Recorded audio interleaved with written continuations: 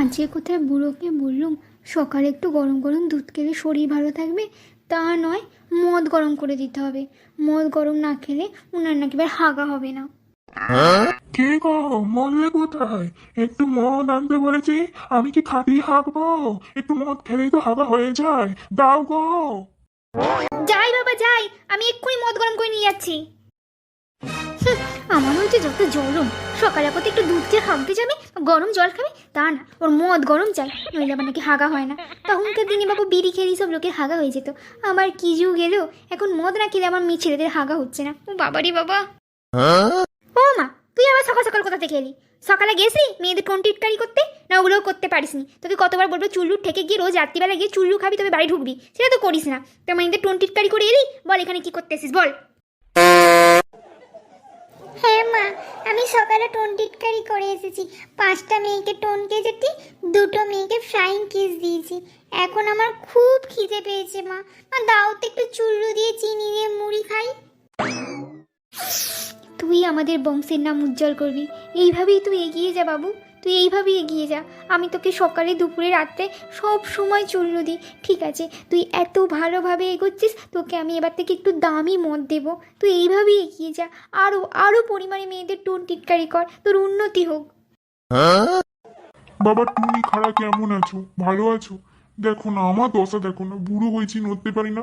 কোথায় একটু সকাল সকাল মদ গরম করে দিবি, হাঁক দিয়ে যাবো, তা না এখনো মদ গরম করে দিল না।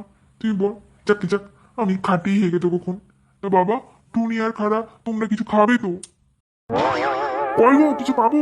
এই দেখো টুনি আর খাড়া এসেছে, ওদেরকে কিছু খেতে দেবে না? হায় রে, এবার আমি ওদেরকে কি খেতে দেবো?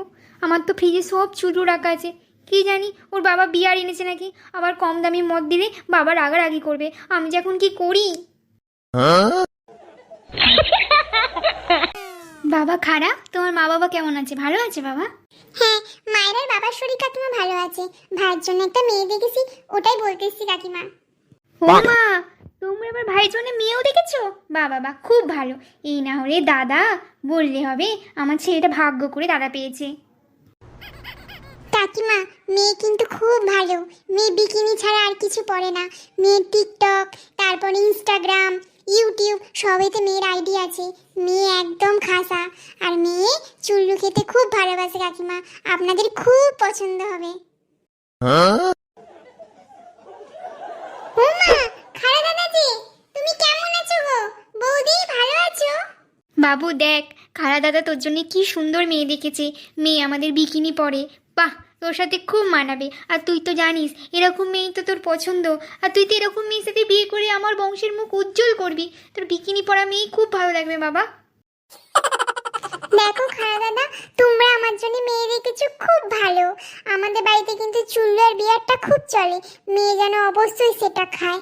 আর শোনো না দাদা, আমি কিন্তু বিয়ের পর খুব প্রেম করবো। আমার মেয়েদেরকে প্রেম করতে, কিস করতে খুব ভালো লাগে। সেটা যেন ও মেনে নেয়, আর ও পারলে বিয়ের পর প্রেম করতে পারে।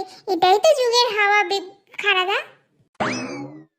হ্যাঁ হ্যাঁ, কেন প্রেম করবে না? তুমিও প্রেম করলে ও প্রেম করবে। কেন তোমার খালাদা প্রেম করে না? আমি প্রেম করি না, তা বলি কি আমাদের সংসার টেকে নেই? সবই টিকছে, সবই হবে, সব চলবে।